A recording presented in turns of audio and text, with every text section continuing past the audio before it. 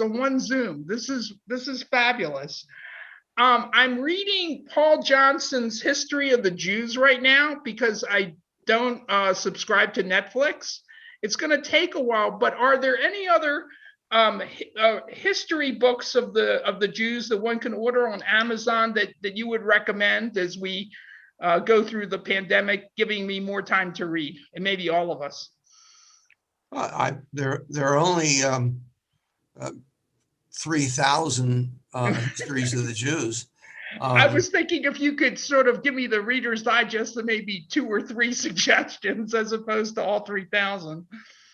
You know, the problem with histories, especially for Jewish history, is that every author has a particular period in which he or she becomes expert. And so therefore, every history of the Jews has a thicker section in one area than it does in others. So some histories feature biblical history, some feature medieval history, some feature post-Renaissance, some modern history. So a singular history of the Jews is really hard to come up with. I guess I still like both of Max Diamond's History of the Jews. I think one of the best written was written by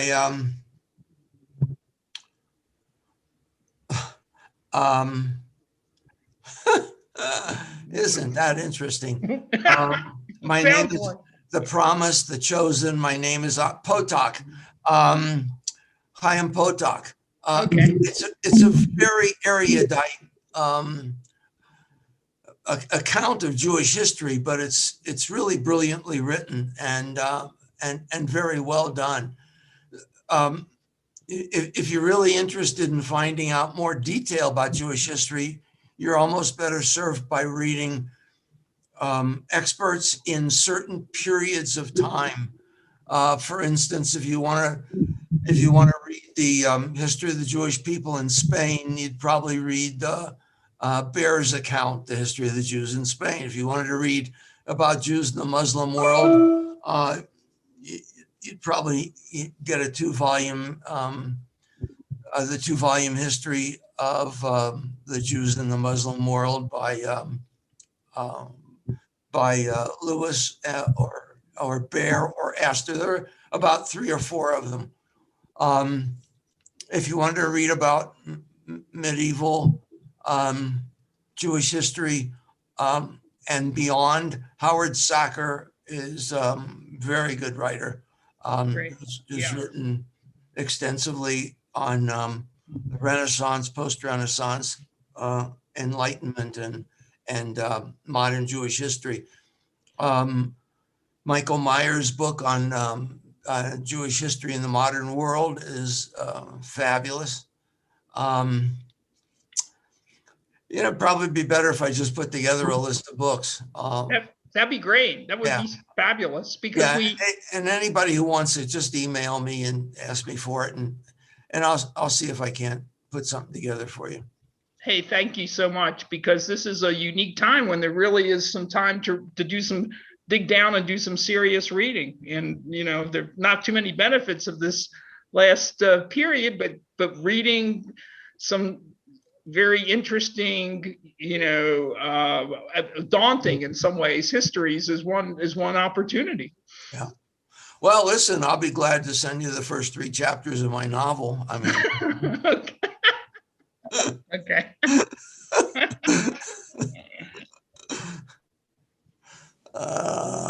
It's going very well. I'm on chapter 39. Where are you, Andrea?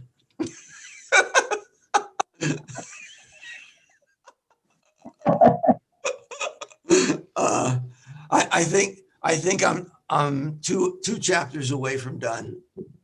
I'm going to hit the 60,000 word mark, and then. How do you know you're going to be done? Well, unless some other son of a gun raises a head and pops into a chapter, I'm trying to finish this thing off, but the characters won't let me. So did it yet, though? That's the real question. What? did it? Last time you said you didn't know who did it. I don't. Well, now I do. Now I know what they did and who did it. I just don't know how it's going to end. So they're going to have to tell me how it ends. And then when I find out, I could be very excited about it. So, yeah, that's the deal. I got to tell you guys, this is not the type of narrative or storyline you would expect from this man. No, you wouldn't. It is amazingly fascinating. It has nothing to do with 40 years of wandering or this biblical character, although there's a rabbi and there's a Jewish thing in there. Yeah. It's the language. I don't know where it's coming from. Do you? I don't either. That's the interesting part of this. Okay, now you got to let me beta read it too. No, it's just me. No, it's totally up to him. Yeah. Totally up to him. Maybe I have more time on my hands than you guys do. I don't know. No, the way it was going to work is I was going to send 10 chapters free and then charge for each one afterwards. So, Haven't gotten the bill yet. but yeah, what the heck? Or as Ricky asked me the other day, she said, "Are you ever going to publish it?" I said, "I don't know, and I don't really care. It's really not what I did it for." I said, "But you know, the thing is this: you know, I can either sell 1,000 copies at $1 a piece, or one copy at $1,000, and I don't know which would be easier." What's the title again? I don't have one yet. I mean, I had a You were working using one. Yeah, I was using Ice and Dice. Andrea, that's your job. Come up with a great title. Ice and Dice is pretty interesting. I mean, it does work for the book, but yeah, I don't know if that's going to be the title. So Rick Stout wrote all his novels, and his editor and publisher always named them, gave him a title.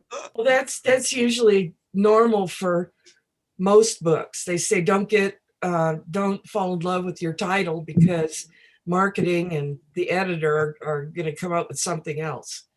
well, I'm going to write it under an assumed name, of course. And I was thinking of John Grisham as a name. Now, who was that one that just died? You know, he's not using his name anymore. You're asking me for a name of a guy who just died. It was an author that just died. You know, one that wrote thrillers that. John Le Carre. Yes, thank you. Oh, John Le Carre. Yeah. Yeah. All right. I could never get into his books. I mean, No one could. I couldn't get into them. I would read 3-4 chapters and I'd sort of go, "Oh, yeah, really? You know, life is short." Yeah. Life is short. Goodbye." Yeah. Some people were saying that you get when you get a book and how you decide whether you should continue it or not is that you take your age and subtract it from 100. And when you get up to that page and you don't like it, you don't need to read it anymore. Oh, so your attention span gets less with each beer? Well, no, you know, life gets shorter, I guess. Yeah, life gets shorter. John Le Carre's books are actually required reading if you join the CIA, interestingly. Oh, I can imagine that. The style just never appealed to me. I don't know why. I like spy novels, but it just never appealed to me. And one so Ricky asked if there was any sex or violence because she was she said, "I'm not reading it unless there's some sex and violence." So I've decided to hold off the sex and violence until the last 2 chapters. But there is a lot of philosophy about relationships. So it holds attention from that standpoint. there isn't too much funny about the COVID era, but one thing everyone needs to watch on YouTube or Twitter is this a video of a hearing in Texas where there was a filter and one of the attorneys was a cat. and he tells the judge, I'm really not a cat. It is absolutely hysterical. It's Now a that's hearing the out title to a book.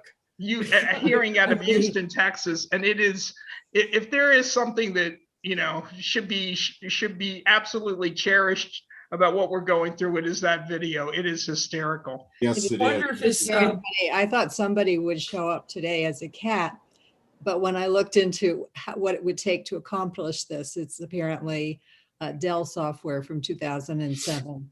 It looked like too much effort to me. So I'm not a cat.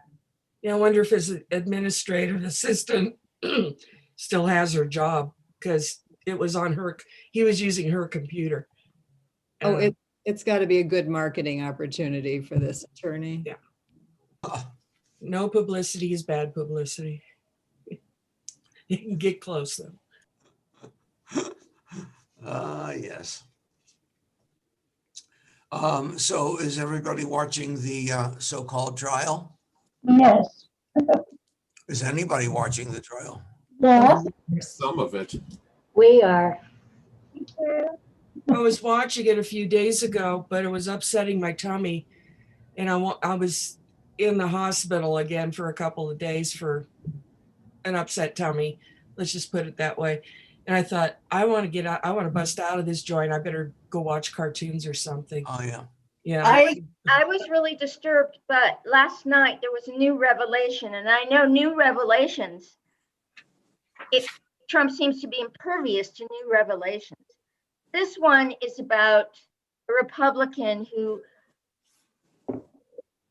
overheard him talking about, if I get this wrong, forgive me, a conversation that was held between a high-ranking Republican during the lull when Trump said nothing when the Capitol was being tapped. And one of these conversations, it's like a John Dean moment, possibly. Deep throat. He said that the Republican begged him to do something, to say something, to call out the guards, to do whatever. And Trump said, I guess more people believe that I won the election than you did. Oh. We'll He see was what happens. talking to Kevin McCarthy. Yes. Yeah, Kevin McCarthy. They're Andrea? going to call witnesses now. Yeah, Andrea, there was a thing this morning that one of the conversations that the lawyers had said that he was never aware of the danger of his vice president. And one of the Republicans told him that they specifically just had taken vice president out of the Congress. So that just destroyed that argument.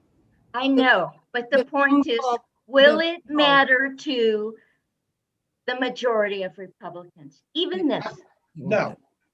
Actually, that was Mike Lee just released his phone records today to both the House managers and Trump's attorneys. And it showed that he called Mike Lee, meaning to call Tommy Tuberville Yes. at 26. And the tweet that Trump sent out basically saying, hang Pence or make it, yeah, whatever, was at 2:24. So, but it's still not clear what the timeline was. Presumably when Pence was hustled out of there, Pence's people would have talked to people in the White House. So the White House would have been aware. Of course. And as you just said, it doesn't matter. It's sad that it doesn't matter. He has brainwashed everybody, 270 million people, of his lie and constant lies. And it doesn't matter. And I don't understand that at all. I seriously, I mean, not being facetious, I seriously, my father and I used to talk about this, seriously consider Trump on the early stages of dementia. Because when you're in dementia, you only see your own perception. You don't see what's going on. You're inside your own mind. Yeah, he does. I agree. That's what's been hitting me. And how do we prevent this? or even this kind of personality getting in again. I mean, the narcissism, feeding a winning football team McDonald's, for God's sake, that was just disgusting. There's Gene, how do we prevent this? And still make sure everyone keeps their rights. That's what I wonder. You're asking me? Yes, ma'am. I can't answer that. We live in a democracy. We live in a free society, and this is one of the dangers that we have that can happen. Do you have anything to say? Gene, Yeah, he was talking one time. Ask you a question, Gene, because you're obviously, are you a psychiatrist or psychologist? Psychiatrist. Psychiatrist, okay. There's a friend of mine who was a psychiatrist, a very close friend, who was actually chaired the department at the time up in, I guess, and she refers to what's going on with Trump. Two things. Number one, narcissism combined with a sociopath, kind of like Mary Trump's conclusion. He says is this last episode that we had is what's called a narcissistic rage. And that really often puts the person into a psychotic zone. The saving grace is that unlike other newbie authoritarian figures, he has no end game other than to defeat his narcissism. How do you look at it? I mean, I know that you can't really do it without talking to him, but she was trying to explain to me what these entities were. Could you follow that line of thought with him as far as how he's behaving? Well, I think that whoever your friend is making a good point. Just so you all know, and I don't have to observe this now, but when Trump first came into office, and there was a lot of speculation about what his problems were psychologically, the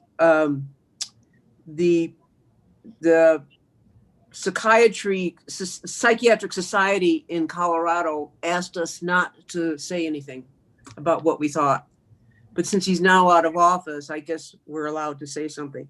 So I would agree with the point that your friend made, a very, very narcissistic personality that has an ability to slip into a narcissistic rage, and he starts losing his boundaries. Yeah. But he's being enabled by he's being enabled by some people who should know better. Yeah. So Gene, with your words, start losing his boundaries. I'm ready to start Torah text because I am too, Rabbi. I hear this all week. And it's just, I need Shabbos. I just need a break from it. Yes.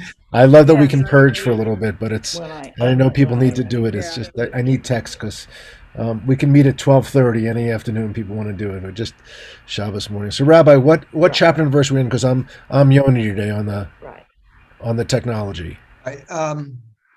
So before we start, and so I don't forget, thank everybody who sent really sweet notes about the B'nai Mitzvah last week. Well, yeah, he's talking. The kids are going to do it again at 4:00 this afternoon. They just miss it so much. But they're not going to do it at the temple. They'll just do it at home. I just thought that was very cute. I said, well, do it at noon, then you can use the same Torah portion. It was very cute. Okay, let's see. I think we are on chapter 18, verse. Well, we actually can just kind of take a quick look at 1, 2, and 3, and go on. Verse 18 or 19? Chapter 18, verse 1, 2, 3. We'll just kind of review what we've done the last couple of weeks. In the weeks before we got to 18,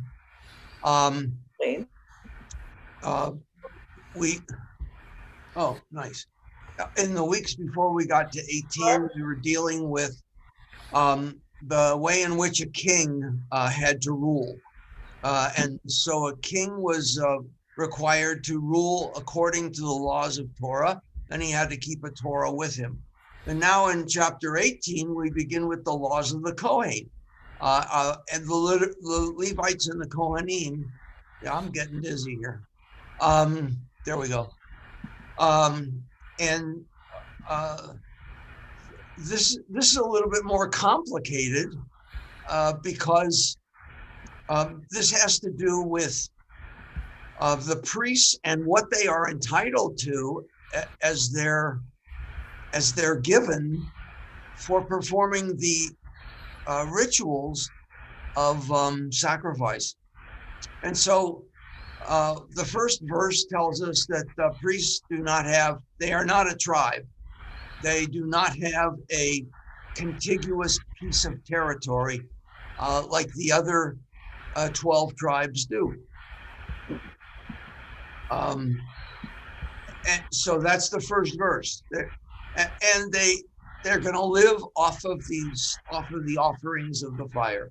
So then we get to the second verse.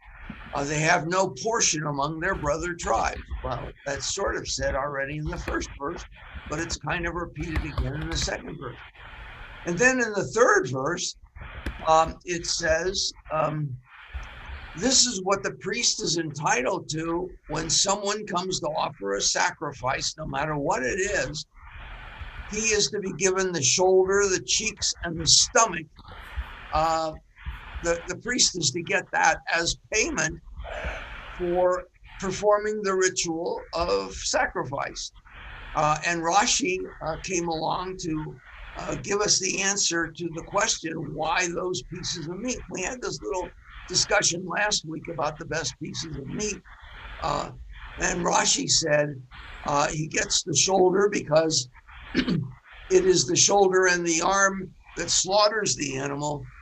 The cheeks of the priest who praise God for the animal, say the prayer over it, and the stomach, because it is the priest who inspects the internal organs of the animal. We talked a little bit about kashrut, about how the organs have to be in good shape and no blemishes on them, no growths. Etc. And we talked about the difference between kosher and not kosher.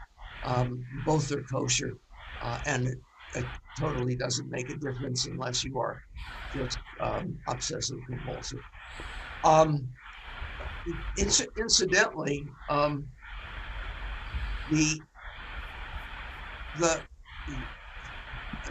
think it's somewhat interesting that part of the ritual of kashrut, that you can get an animal that is edible, you can slaughter the animal that is edible, but you cannot eat that animal until you've examined its inside, until you've examined its entrails. So one would ask the question, why should that matter? You're not going to eat the entrails anyway. Maybe you'll eat the liver, maybe you'll eat the kidneys. You maybe even eat the brain, I don't know. But normally you're really just on an ox or on a sheep, you're normally just going to eat the sides, the back of the animal. You're not going to eat the insides of it, except for the muscle meat parts. So why do that? And it occurred to me, I was taking a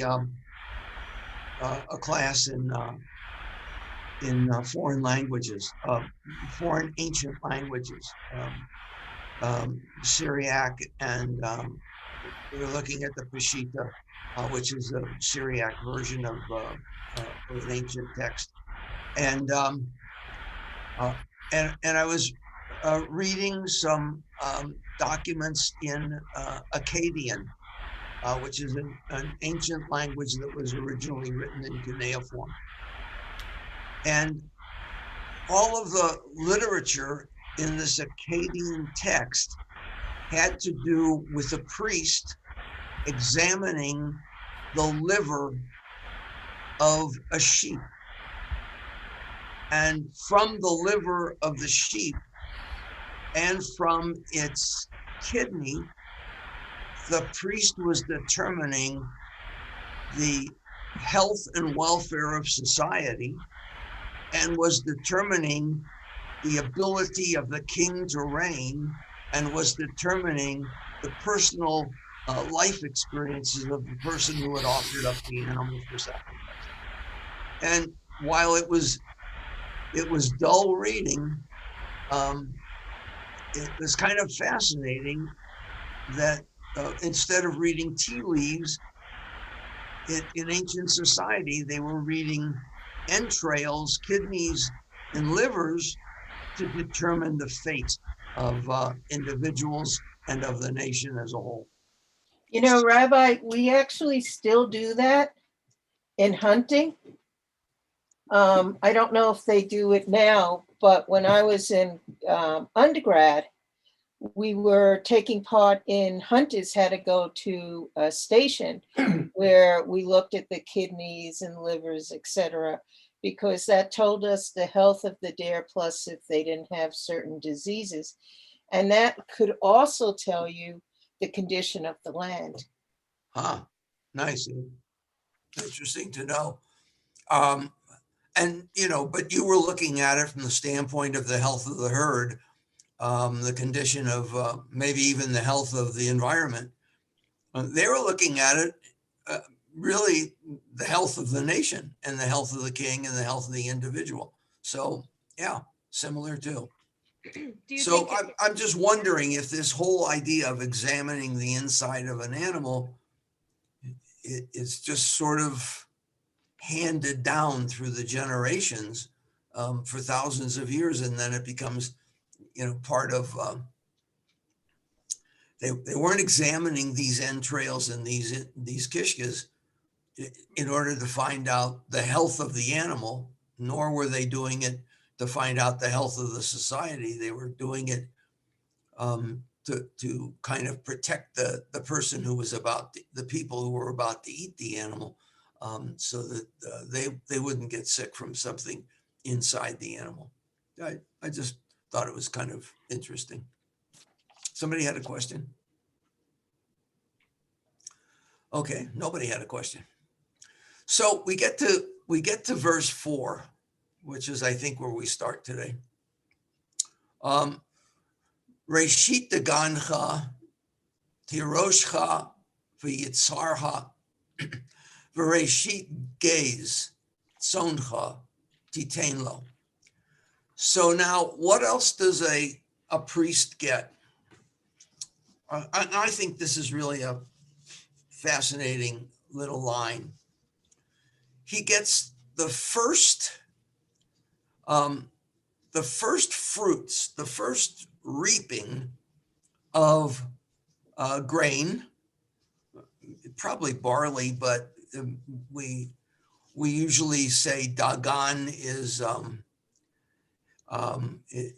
is probably some older grain. Probably barley. Wheat's a little bit too young for this to be wheat. And wheat had a separate name. It was chita.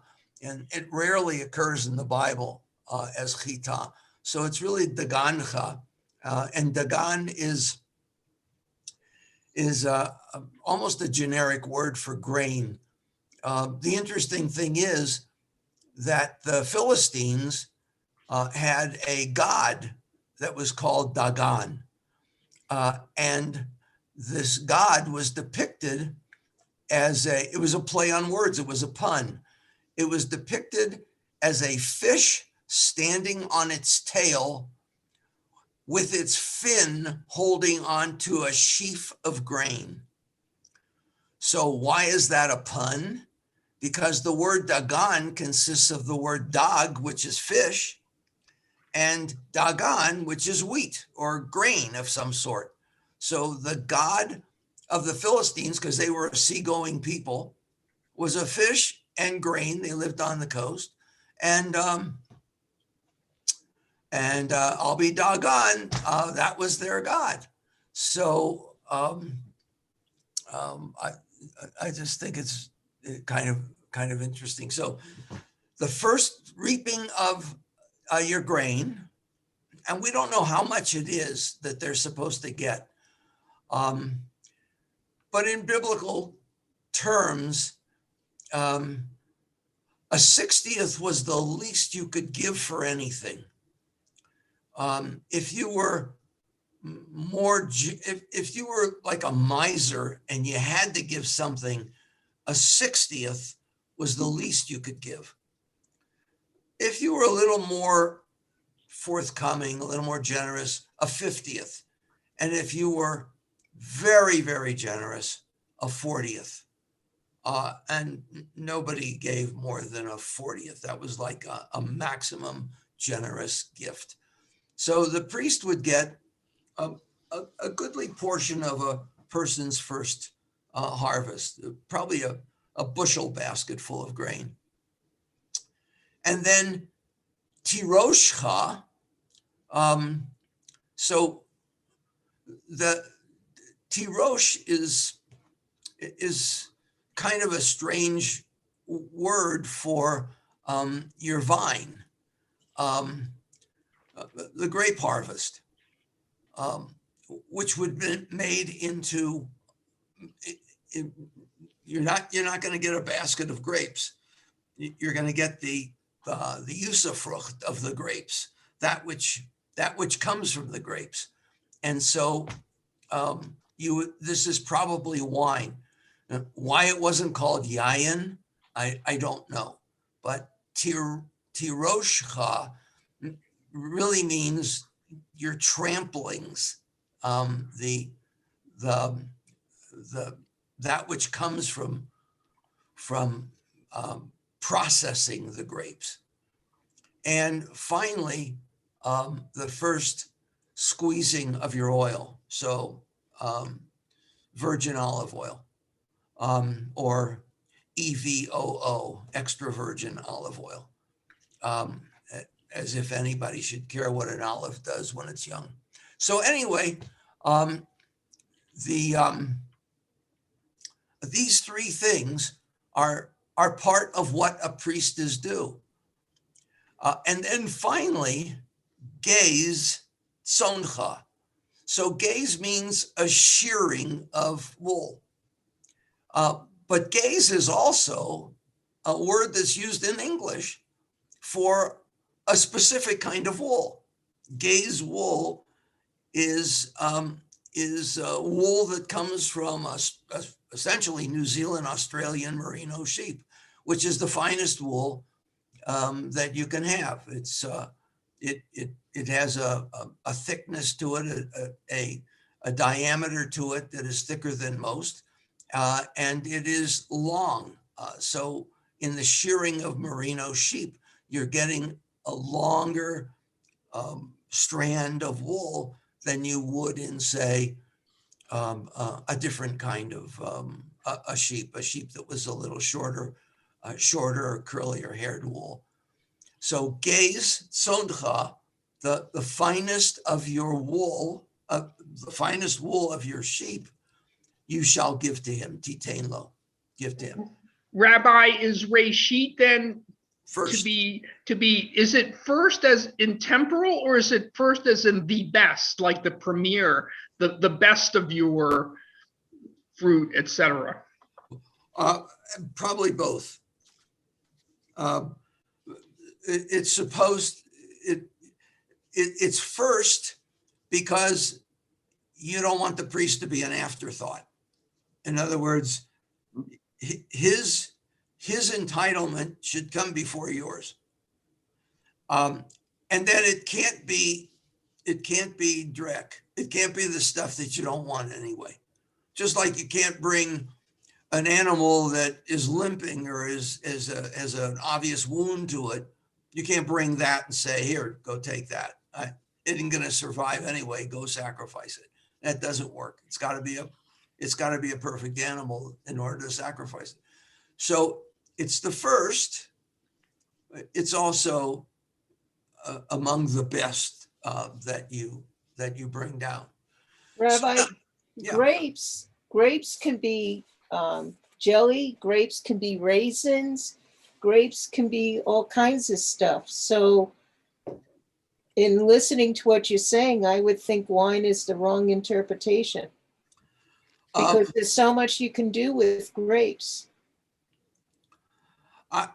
Since Smucker's wasn't in existence back in those days, I'm assuming that preserves from grapes, and there was no peanut butter, so why would you want grape jelly?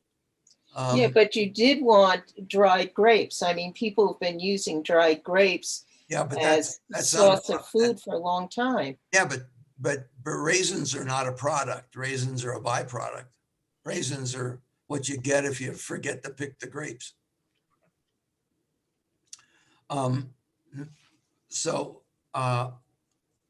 Question? I'm pretty sure here, tirosh in the biblical mind meant the squeezings of the grape, and therefore it would have been wine, because that was really a product of the times. And think about what these three things represent: grain, wine, and oil. Now, the word yitzhar is really an interesting word. Yitzhar means the finest of oils. Specifically, the finest of oils. And I always am kind of impressed by the fact that whenever I see this word yitzhar, I am reminded of one biblical personality who didn't work out so well. Does anybody know which biblical personality is Ben Yitzhar?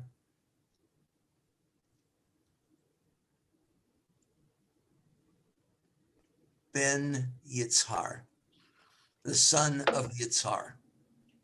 I'm guessing Gideon. Gideon? No. Bad guess. Korach. So why did Korach believe that he was entitled to be the high priest instead of Aaron? Because Korach's father was the guy who was in charge of the oil for the sanctuary. So Korach ben Yitzhar, which meant that his father had the monopoly on fine oil. So Korach therefore had access to the stuff that they absolutely had to have in order to light the eternal light, to light the golden menorah, to keep the sacrifices going, essentially, and to keep the tabernacle lit and operative. So it was kind of natural that Korach would have jumped up and said, "Hey, why him? Why not me? I got dibs on all the oil here." And it's kind of interesting. So yitzcharcha, your oil. So look at these three things: grain, wine, oil. What does it remind you of?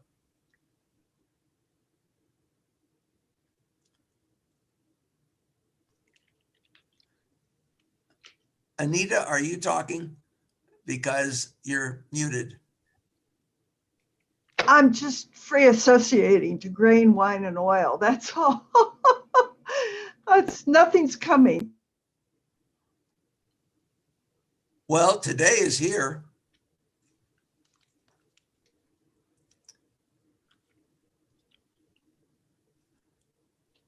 It should remind us of Shabbos, because grain is challah, wine is wine, and oil is candles, light. All Shabbos lights were lit with oil until we had manufactured candles, mass manufactured candles. So these are the three elements for celebrating every Jewish holiday. And therefore, you need these three elements. But even more significant, these three elements plus the fourth element, sheep, were symbolic of every occupation related to individuals in biblical times. I mean, rural folk, not urban folk, but rural folk. They had to harvest the wheat. They had to pick the grapes, and they had to get the olives off of olive trees. And then they had to shear sheep. So each of those items was harvested in a totally different way. And each took a different kind of expertise in order to do it. So for instance, wheat was harvested almost as stoop labor. You would go out into the field with a big material sleeve wrapped around your neck and made into kind of a big sleeve. And you take a sickle, you know, a question mark with a big sharp edge on the inside.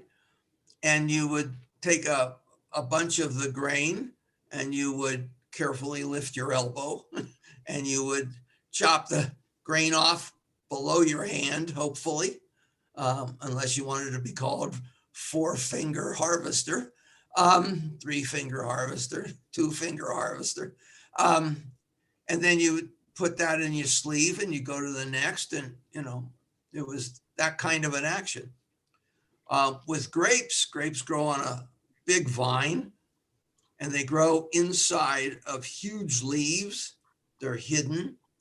And so in order to harvest those grapes, you had to stand up, pull up the top leaves, find the grapes, cut the stem, put it in the box, keep going all the way down, reaching in as far as you can, up and down, and then move on to the next place. And then you had to go around to the other side of the vine and do the same thing. So grapes were harvested one bunch at a time. And obviously, we're talking now also about the whole process of the fallen sheaf, because when you got a handful like this and you go like that, you're also going to clip a couple of pieces that you weren't holding on to. So only those go in your sheaf. You can't stop and pick up what fell on the ground. That's for the gleaner. The 1 or 2 little stalks of grain, that the gleaner who comes after you gets to pick those up. The same with the grapes. Once you've finished this section and you move on, you can't reach back and find another group, a bunch of grapes over here. You've already passed that place. You now move on. That's for the gleaner. And now with oil, olives grow as little tiny nuts, olive nuts, on a very thin stem on a massive tree with billions of little branches coming off of the limbs.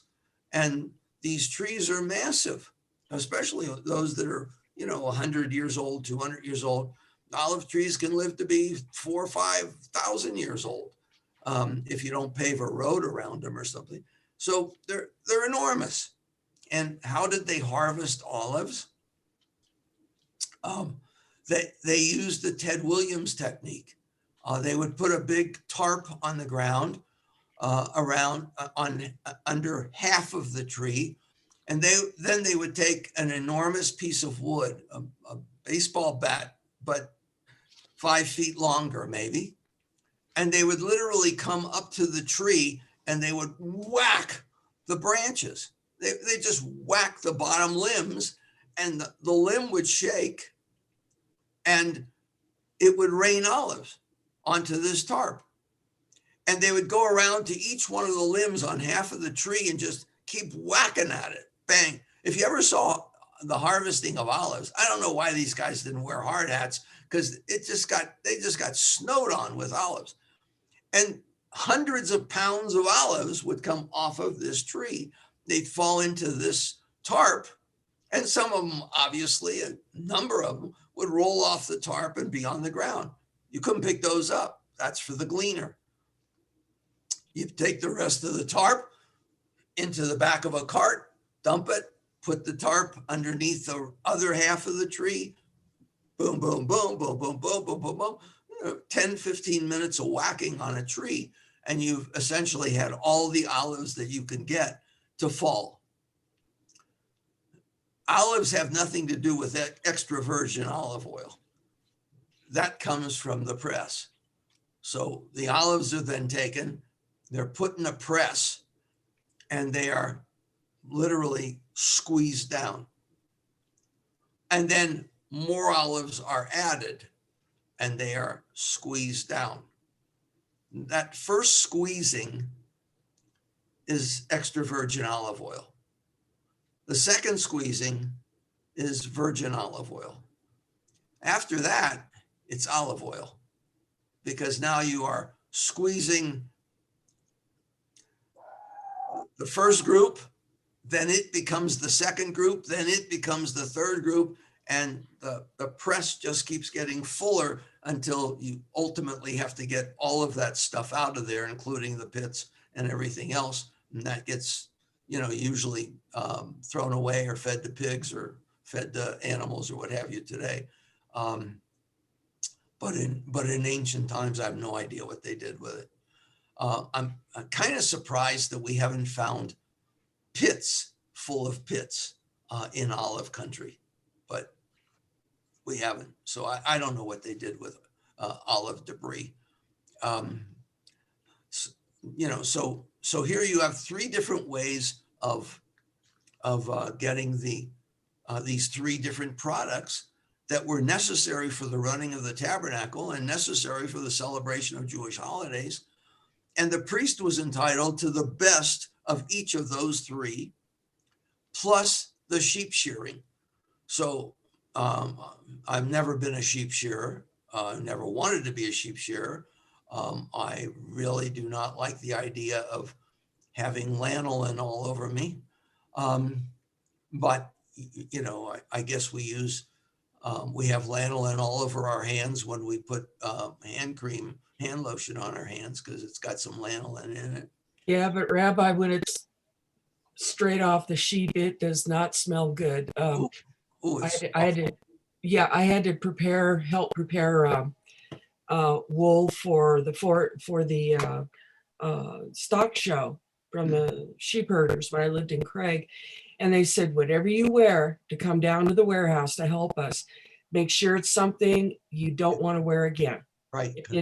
You could not get that out. So because it smells so poorly, the Torah has made a distinction between a thief who steals a sheep and a thief who steals an ox. A person who steals an ox and either kills it or sells it or cannot find it again, in other words, gets rid of it, and is caught, that is, he's accused and found guilty of having stolen an ox, he has to pay the equivalent of 5 oxen as his punishment to the person he stole the ox from. But a person who steals a sheep only has to pay 4 sheep. So the rabbis asked the question, why is it you only pay 4 sheep, but you pay 5 oxen? And one rabbi answers and says, a sheep is good for nothing except its wool and its meat, but an ox can work. So an ox can make money for you. A sheep can only make money when you've sheared it or killed it. And then another rabbi came and said, that's not the reason. The reason is that an ox, you can put a ring in its nose and it will follow you anywhere.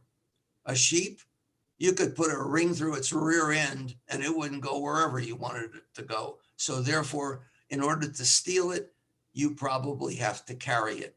And then when you carry a sheep, you'll smell like a sheep for the rest of your life. And you've paid a penalty right at the beginning. So therefore, it's just 4 sheep to 1 and 5 oxen to 1, which I thought was really kind of interesting. So here's the deal. Not all wool on a sheep is equal. So when you're shearing a sheep, I mean, I didn't know this until I kind of looked it up. When you're shearing a sheep, it's the sides of the sheep and the rear of the sheep that has the longest wool, and the longest wool is best for knitting and for making garments, of course, and a priest would want to have a wool garment to wear when he was offering sacrifices, because wool is somewhat impervious to fire. In other words, it balls up, it pills when it gets heated or when it burns, when it's singed, and the pilling puts out the fire. So therefore, wool is a good garment to wear if you are in any way, shape, or form involved in fire. So firemen have wool in their garments, in their pants, and inside of their protective coats to prevent from having something explosively. It's kind of fire retardant. You obviously wouldn't want to go into a fire wearing polyester. That's like suicide. So that part of the sheep wool is really great for clothing, but the wool from the stomach of the sheep and the wool from the underneath neck of the sheep is shorter and coarser. So that's wool that usually is used for making not clothing, but rugs, hardier things. That's what you'd use in, say, a serge material, because then you're interweaving smaller pieces of wool together to make the fabric. So I didn't know that, but I thought it was kind of interesting. And obviously the processing of wool is a pain in the neck, because first, after you get it off, you have to get the lanolin out. And you also have to get all of the debris out, because sheep are filled with all kinds of debris. I mean, they've got all kinds of stuff sticking to their wool. When they sit down, they pick up stuff. Wherever they are, the wool is just a mess. So it has to be soaked. So fine wool can be washed in water with a small amount of soap, a soft soap, not a lye soap, and you just keep washing it until you get the lanolin out. But coarse wool sometimes has to be given alkaline baths to get it out, and now you're talking a real mess. And then the wool, in order to be usable, has to be strung out. You can't have curly knotted wool. So it has to be what they call carded. It has to be combed. And that's an interesting, now they have machines that do it, but back in the day and not too long ago, it used to be done by hand. And you can imagine what a process that is, taking wool that's been washed, still has lanolin in it, no matter how much you wash it. And you're carding it, and then you're taking the strands of wool and you're spinning them to make a single thread of yarn. You're spinning the wool kind of like that. They used a like a plumb ball and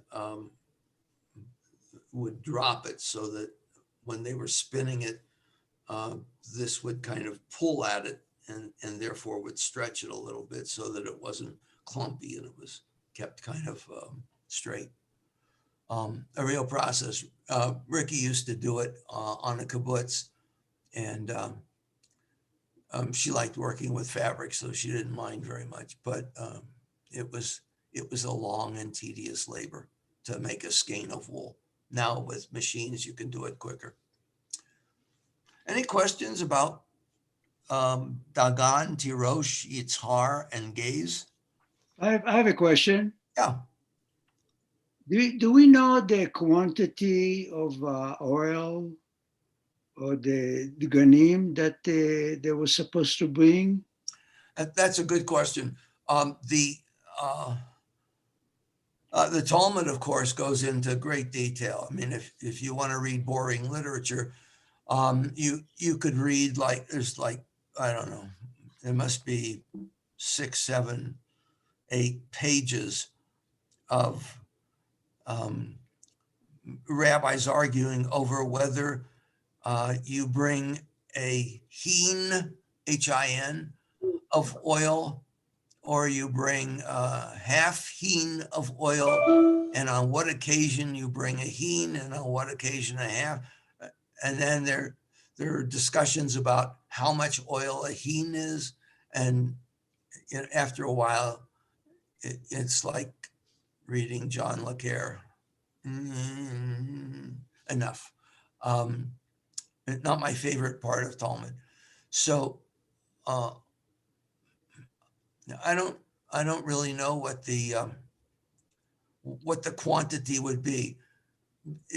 We're talking in terms of bushels with grain. We're talking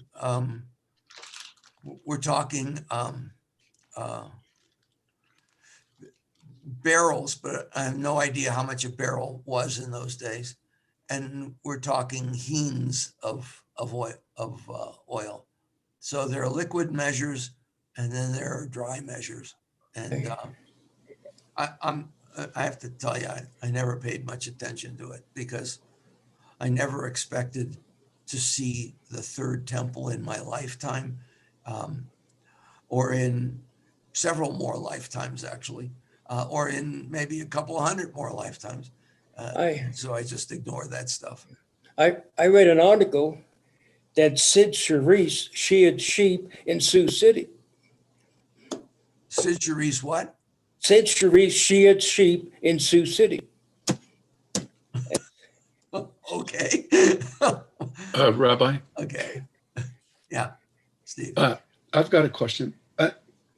I'm a little bit confused about how this relates to the other provisions. So we're supposed to, at times, give our 10% for the poor and for the local priests. And then it says every first male of the whatever belongs to the priest. And then the corners and the gleanings. And now all of a sudden we talk about if we're offering a sacrifice. Is this something different than before? And then when it says you shall also give him, is that like in addition to the 10%? I guess what I want to know is what was the Torah's image of our tax rate, if you will? Are you asking as a Republican or a Democrat? I'm just trying to understand what is it that we were supposed to contribute? It's a great question, Steve.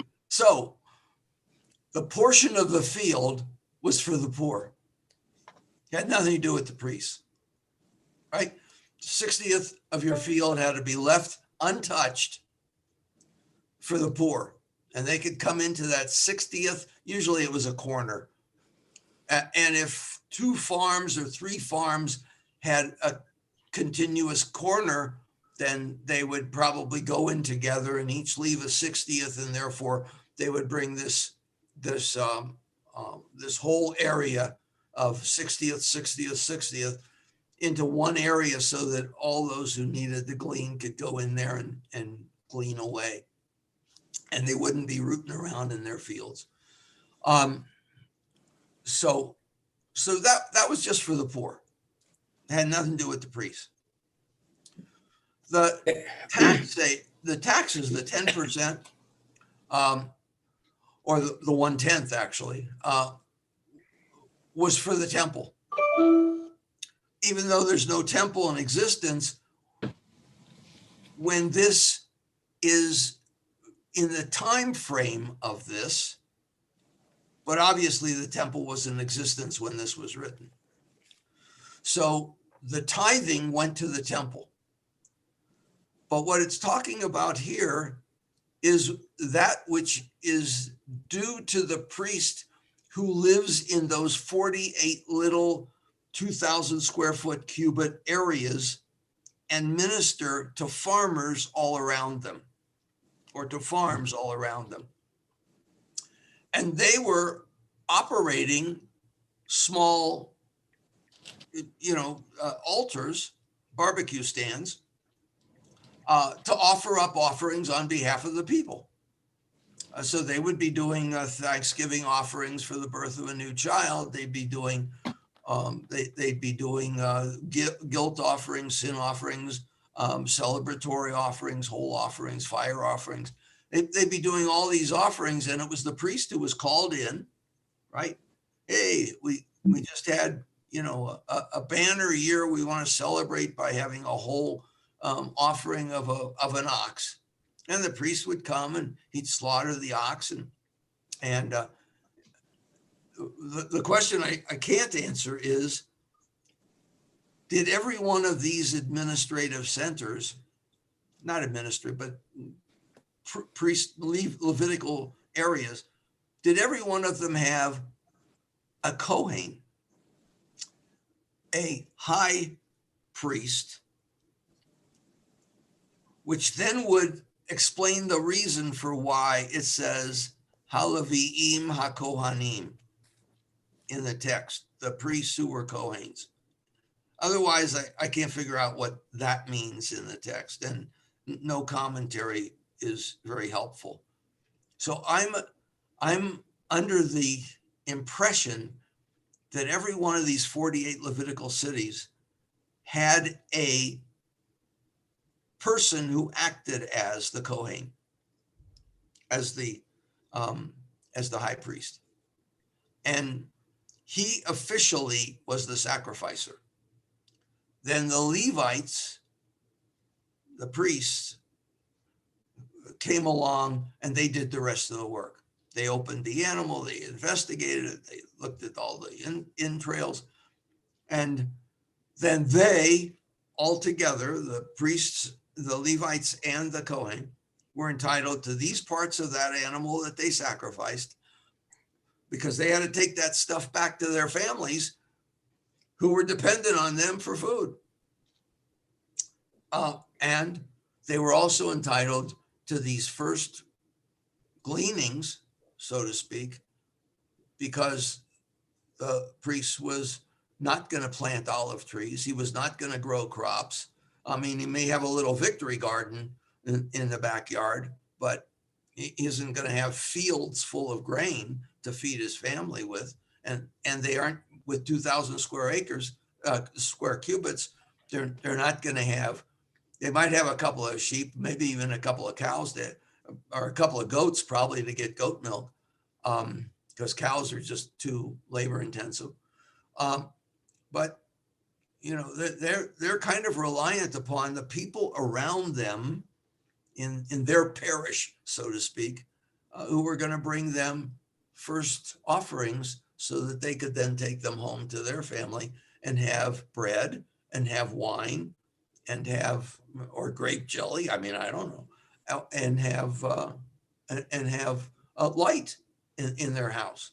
They had no other means of light. They would burn oil. maybe not olive oil, maybe not virgin olive oil, but they would use the olive oil for cooking. They'd use the olive oil for, for all kinds of things, probably as emollients in case they had skin rashes and things like that. So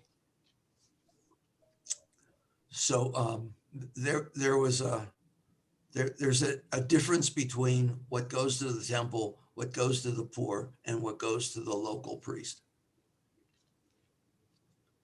I think. Is that it? Does that make sense, Steve? Rabbi? Yeah. What's the cutoff for people who make this sacrifice? I mean, what if a farmer or a rancher has a very bad year? Or, I know the poor would be exempt because they have nothing, but what if you just have a farmer that just is able to, has a small plot of land and they could just barely feed their family? What is their obligation for sacrifice for the priest? Yeah. As the story goes, when the farmers have a bad year, everybody has a bad year. I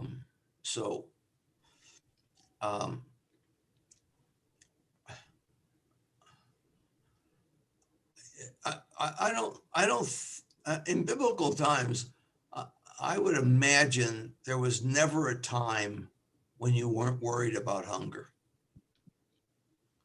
And I would imagine in biblical times, well, first of all, people were smaller and they weren't in need of as many calories as people today. As we got a little bit bigger, a lot bigger. I think the average height over the last 1,000 years has almost grown by 12 inches. People were smaller. A man of 5'3" would have been considered normal, maybe. A woman of 4'8", would have been considered probably, average height, or maybe even tall for her age, tall for her that period. So people were a lot shorter, certainly a lot thinner, and were maybe able to get along on 900 to 1,200 calories a day. We probably could get along on 900, 1,200 calories a day too, for a while. It's like the guy who decides he's going to train his horse not to eat, and every couple of days he would take a few more grains away from the horse, and one day he goes into the barn, the horse is dead. And his neighbor comes over and he says, "Gee, that's too bad." He says, "Yeah, it is too bad. Just when I had him trained not to eat at all, he up and dies on me." So the horse would have noticed. I've had horses and things were a little lean and I had to stretch the feed for a few days. They noticed. Yeah. And they let me know they noticed. Yeah. Yeah, no, I mean, you ask a farmer about his horse, and if a horse starts losing weight, they get very nervous because a horse that doesn't eat won't live long. And the same thing with almost any animal. A cow that doesn't eat, a cow that starts losing 50, 60 pounds. I mean, the farmer gets crazed because that's not normal. Rabbi, there were different classes. I mean, even in the old days, you had more wealthy and less wealthy. So if you're looking at a tenth, what a wealthy person would give is a lot more than what a poor person would give. So I think in the end, for the priest, it probably all came out better than it did for the people themselves. Yeah. It was never good when it was a bad year for anybody. And it was always good when it was a good year. So, yeah, it's pretty much like the same today. A bad year is bad for everyone and a good year is good for everyone. rising water lifts all boats and all that sort of thing. Would the priests also stockpile all of that against a bad year? And my sense is that there wasn't enough to stockpile, and oil goes bad, grain gets moldy unless it's turned and kept dry. Wine, wine they didn't have sealed bottles, so wine was kept in porcelain, not porcelain, in ceramic. In ceramic, right? Ceramic. Did they have wax though, or? Yeah, they probably sealed it with wax, or they might have had some other material that they used specifically for wine. I don't know. They didn't have cork because they didn't have cork trees, but so probably some sort of sealing wax, which meant that the wine would evaporate over time, and it would turn to heavily lead in the bottom, and then you couldn't drink the stuff. It would become vinegar. So what's to keep? On the other hand, they found Roman amphoras, those jars that go like that, that were on the bottom of ships that had sunk in the Mediterranean, and they'd find these like amphora things that go like they're like that. They were made like that to store in a vessel with a hole, and they would stick it in the hole, and then they could go on a ship and take it from one country to another without it tipping over. If they had a flat bottom, then they'd have to figure out another way of keeping it from moving around. So that they used those. And they found that wine was no longer drinkable after they pulled it out of the ocean, but it hadn't really evaporated that much. And so, maybe that was a more practical way of storing wine. Those were better sealed, something like that. What can I say? I just don't think they could store much. Farmers, of course, had to store some of their grain to use it as seed for the next year, which was why warfare was almost a death sentence for the family of the soldier, because the family would end up having to eat its sowing grain in order to survive, which meant that they could not plant more grain for the future, for the following season. And so if they didn't starve to death in the first 3 months, they'd starve to death in the last 3 months of the year. Tough times. When you don't have King Supers, it's tough times, let me tell you. So Rabbi, after the destruction of the temple, so what was the ethic, or what are the writings around what people would give? I know 1/10 still would go to the temple. But what happens with the fields and that concept? Does that, some of that stay in the literature as something that people do for a while and then it dwindles over time? Well, I know there's ethic of giving as much as you can or what you can. One thing we know, I mean, that's a good question. One thing we know about Nebuchadnezzar, when the Babylonians conquered Jerusalem, they salted the fields. So they destroyed not only the city and the temple, and tore down every house, and took all of the grain, and then they made sure that the fields would not bear fruit for decades, until the rains had washed out the salt. So the 50-year exile in Babylonia probably was what it took in order to get the fields to be productive passably productive again, so that when the Jews came back from Babylonian exile, they might have been able to start to grow some more stuff. But it would have been painfully slow for at least a couple of decades, even after they got back. And since there was no temple, there was no 10% tithe. I would assume there's no literature from the period. But I would just assume there's no temple. There's no reason for a 10% tithe when there's no temple. Well, wouldn't you still have to support the priests? I mean, there was still priests around.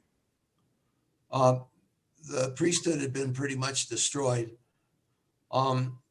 We gather from Malachi and Habakkuk that the Davidic line was destroyed, and that the line of Aaron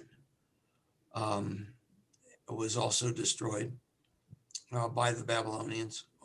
Certainly by the time of the Babylonians. I think the Aaronide line had been destroyed earlier than that. But the Davidic line had been destroyed. And so the Malachi, Habakkuk, and Zechariah talk about who is going to be there to rule over the Jews when they go back to Babylon. And Malachi says it will be a man by the name of Zerubbabel, which means, strangely enough, the seed of Babylon, Zerubbabel. And he is a descendant of David. I was just going to say to Susan, I don't know if anybody has watched Agnes Varda's film. Gleaning is codified law in France today, and people follow along the harvest and glean. Yep. Yeah. Not an easy task, by the way. Gleaning is No. And you get some funny looking shaped vegetables, Yeah. It's just backbreaking work because you're constantly an L shape, right? Well, she made this movie when she was quite elderly and followed the gleaners around from one harvest to the next. It's I would recommend watching it. But they were gleaning all kinds of stuff. They were gleaning vegetables and right. Mm-hmm. Carrots and beets and grapes, potatoes. Yeah. Potatoes. Oh, that's a great thing to glean. Like, can you imagine gleaning? Better than holding sheep. Well, but can you imagine gleaning potatoes? I mean, you are literally, you have your hands dug under the ground and you're looking for a vine. And then you pull on this vine and it either has something or it doesn't have something. Then you have to go look for another vine to pull on in order to find the goober. Most of us here are pretty well removed from the sources of our food. Very. Yeah. Very. Well, we had a project about 25 years ago, 30 years ago in Denver called the Gleaning Project. Yeah, we did it. Ricky went out with me one time. Ricky went. She said, "That's it." She came Well, back. It was onions that year. Yeah. Onions. It was onions. Cabbage. Right. And she came back, smelling like somebody else's roast beef. Yeah, they weren't all still good. Yeah. Yeah. But we did cabbages one year. It was interesting because they were leaving the vegetables that Safeway wouldn't want, or King Supers. In other words, the odd ones. Right. Yeah. And I'm finding it interesting. We're getting stores and, these home box clubs, and that's what they're selling. They're saying, this is the stuff that isn't pretty, but it's still good. Like Sprouts or, that's what they sell, and they sell it very cheap. And why not? Yeah. Well, the deal was that, why should people who don't need to glean be gleaning for people who need to glean? I mean, it's like that's sort of like is against the principle of gleaning, which is supposed to be for those who need, go out and glean. And yeah, we talked about that a lot in my car on the way back, and yeah, kind of made no sense. it did. You know, she said the people need this stuff. They should be out here, and I go, yeah, you're right. You're right. They should be out there, and the people that don't need to glean ought to be throwing bucks into the pot so that they could, you know, that even the gleaners don't have to glean so much. Or giving them a ride out there or something. Some it was just bizarre. Yeah. So Rabbi, yeah, what did the rabbis or the Talmud ever estimate what percent of a farmer's output, grain, animals, whatever, the farmer had to contribute to society?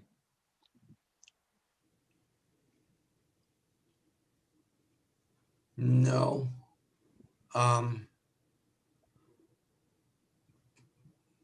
Just the suggestion that a firstborn male ram or a firstborn male cow of a or a goat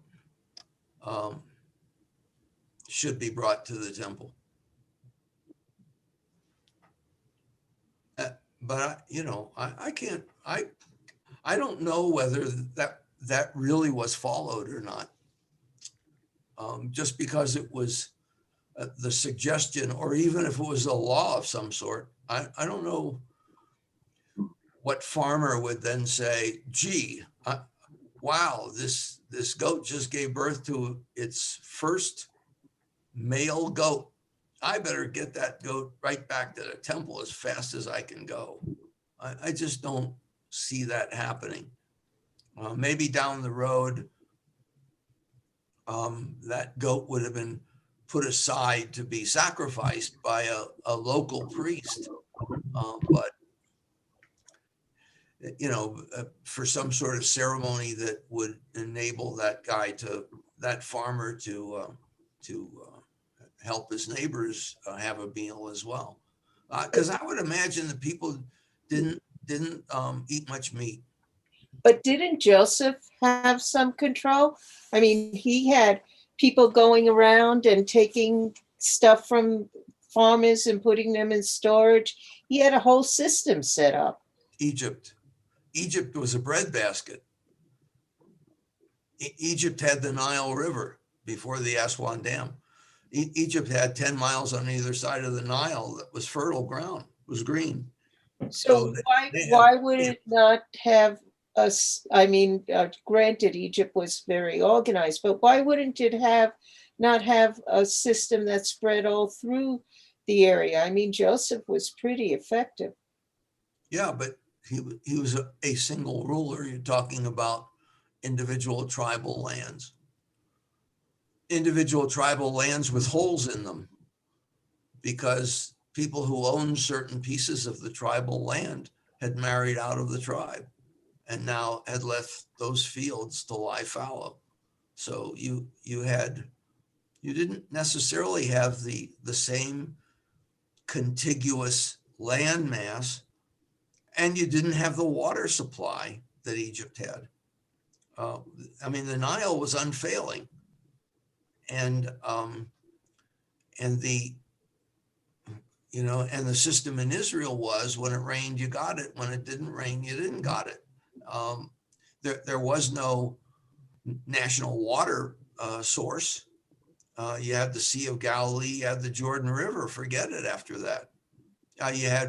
You had snow water coming off of the Mount Hermon and off of some of the hills in Lebanon, but that usually drained into the Sea of Galilee. So, you know, harvesting water would have been a difficult task. You essentially were praying for rain in its time. And that's why the Bible has, 3 or 4 different words for rain, different kinds of rain in different seasons. One was a blessing, one was a curse. And incidentally, that's why even to this day, we insert into the most important prayer of the Seder, of the Siddur, the words, Meshiv Haruach Morid Hagashim. May you return the winds and bring the rain. It's the second verse of the Gevurah, of the second paragraph of the Amidah. So we're even praying for rain when we all live in cities. And you look out today at Denver, Colorado, and you say, either do something or bring the sun back. I mean, this is ridiculous to have this absolute cold, overcast Seattle weather. Who needs it? And if you're going to rain, then rain. If you're going to snow, then snow. But don't mess around like this. This is ridiculous. Call it Seattle, Yeah, right. without the rain. In 2002, Rabbi Foster had a trip to China, and we went to see the Royal Gorge Dam. Unbelievable. They said it was a dam of 1,000 years, and now they're saying it's a dam of 100 years because it's being destroyed by Mother Nature. Yeah. No, there's no point in cold and overcast. It doesn't do anybody any good. Certainly doesn't help me any. So, but rain would be nice. So rain already. I'd like that. Snow already. Do something. Get with it. Don't. This is just like a bad tease. Get it over with. Bring the sun back or do something. Bring us some water. It's sad when the Northeast had more snow than we did this winter. Oh, yeah, well, they get it in droves. All right, so let's see if we can't do. Whoa, is it time? Whoa, what happened to that hour and a half? Because we're out sheeping, we were out getting the sheep ready. Well, it's time to sheep out here. So, Rabbi, the reason I would think that if somebody had a male something that was supposed to be sacrificed, you'd sacrifice it as soon as you could, so you wouldn't have to feed it, pay to feed it. Certainly a male. I mean, there's no point in it. Yeah, because you can't have two rams in one herd, unless you castrate one of them. No, but it costs money to feed them. Well, back in those days, they fed them on the range. Yeah. Sheep can eat anywhere. Cows can't. Cows need grass above ground, but sheep can eat right down to the nub. They can eat below the surface because they have buck teeth. So, Rabbi, when you were talking about the different kinds of wool and different kinds of oil, two kinds of oil, I was thinking about, was this the first example of irregulars, like seconds, things that go to Ross Warehouse or things that go to, TJ Maxx, or the shoe, that the things weren't quite meant for Nordstrom's or, as a kid growing up, my father used to bring me home clothes and I thought they're really designer clothes and it said IRR. Which was irregular, he was in the schmaltz business, and I always thought that was a fashion brand. So it goes back to biblical days, the rejects. But you don't totally throw them out; you still use them. And I think there's a concept there of ecological sense of that, unless it really had to be wasted, it wasn't. Even all the fat that was used in the sanctuary, how the oil was taken out. So they were well aware of the environment in which they lived. It occurs to me because they never talk about it. And they do talk about it in Talmud, but not in the Bible. But the greatest source of fat would have been the tuchus of a sheep. I mean, it's practically solid fat, and it would seem to me that that would burn like crazy. But it would also seem to me that you have to hold your nose while it's burning. So, And I wouldn't, people often ask, how do they lift some of the big stones in Jerusalem? And I think they had to use the fat from the animals to slide things along. Nice. And I think that's how some of that was done, because otherwise it'd be a miracle. And then we need oil, and then we'd have Hanukkah. Well, the camel's hump is basically all fat. Yeah. Yeah. With that, go have some thing for lunch. Go have schmaltz for lunch. Yeah, something with olive oil, maybe a little hummus, olive oil, and some olives, and throw a little, tahina on top of it, or whatever. And please let it snow. Let it snow. Something. Exactly. So, Rabbi, again, mazel tov on a lovely grandson's bar mitzvah last weekend. It was very sweet. Just, in the Zwerin sanctuary, just door to door, generation to generation. So it was sacred to see. Very good. Yeah. They're just very sweet boys and very nice kids. I noticed that the tall one was like a mini you in the way he stood. And then he did that sway thing. And at one point, you were standing like you do sometimes like this with your hand on your elbow. And I looked over and so was he. It was so cute. It was, yeah. Noah grew about 12 inches this year. So, I practically didn't recognize him. Seriously, because I hadn't seen him in a while. I didn't, when I first saw him at a rehearsal, because we didn't have any in-person meetings for rehearsing. Everything was by phone. And I hadn't seen him in like 5 months or so. And I look at him and I said, where'd you come from? Holy, Yeah. boom. Growing as I was looking at him. Yeah, Rita. Well, have a good Shabbos. All right. You too, everybody. A really good Shabbos, and enjoy the day. Stay well and stay safe. And good next week. Good Shabbos, everyone. Shabbos. Rabbi, Mel wanted to talk for 1 minute to you. Sure, I'm here. Last Saturday, you asked me to refine my question, and I tried to. At some point, I'd like you to discuss whether a person can remain a Jew if he does not believe in God. Okay, so ask that question earlier next week. It troubled me all week to try to refine it down. But anyway, okay, I will do that. Thank you, Rabbi. Take care, everybody. Shabbat shalom. Shabbat shalom. Shabbat shalom. Oh, and be happy. It's Adar. Yeah, right. Okay. All right. Take care. Bye. That was some question, honey. Yeah. I couldn't ask it at the beginning, but anyway, Okay. it's troubled me. I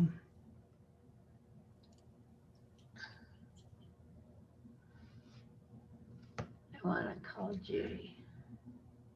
Now let's see what they've Accomplished. done in Washington, if Right. anything. Right. Judy Cohn is still on there. Judy what? Judy Cohn. Judy Cohn is. What do you mean? Harvey's wife. Harvey's wife? Uh-huh. Yeah, I don't know. She's been on the. She's been on the.